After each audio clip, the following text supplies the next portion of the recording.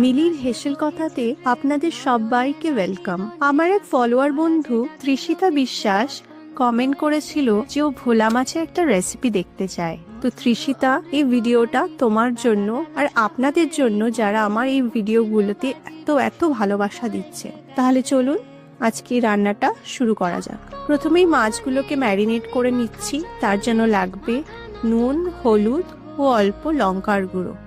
মাছগুলো ম্যারিনেট করে রাখবো 10 মিনিটের জন্য। মাছটা ম্যারিনেট হতে হতে একটা মশলা আমি বানিয়ে নিই।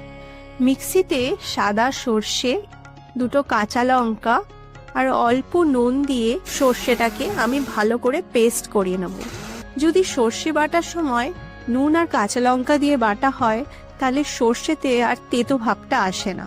বেটে রাখা সর্ষেটা সামান্য জল দিয়ে ভালো করে ছাঁকনির সাহায্যে ছেঁকে নেব। এবার কড়াইতে পরিমাণ মতো সর্ষের তেল দিয়ে দিলাম। তেলটা ভালো মতো গরম হয়ে গেলে তাতে সামান্য নুন দিয়ে দেব। এতে মাছ ভাজার সময় মাছ থেকে তেল ছিটে আসবে না আর মাছটাও কড়াইতে লেগে যাবে না।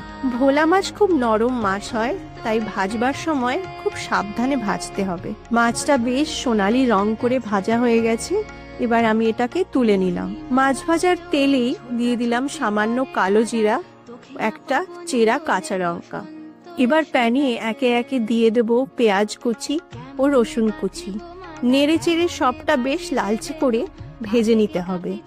ভাজা হয়ে গেলে এতে হলুদ গুঁড়ো ও কাশ্মীরি লঙ্কার গুঁড়ো সাথে স্বাদ মতো নুন দিয়ে পুরো মশলাটা খুব ভালোভাবে মিশিয়ে নিতে হবে।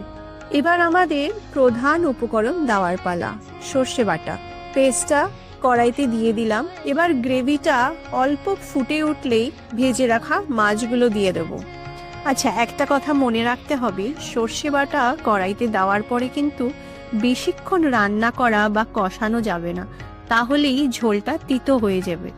তাই জন্য সর্ষের ঝোলটা একটু ফুটে আসলেই মাছ দিয়ে নাড়াচাড়া করি। গ্যাস নিভিয়ে কাঁচা সর্ষের তেল আর নাবানোর আগে অল্প ধনেপাতা দিয়ে ঢাকা দিয়ে দেবো। ব্যাস, তারপরেই আমাদের রান্না শেষ। গরম ভাতের সাথে অসাধারণ লাগে খেতে।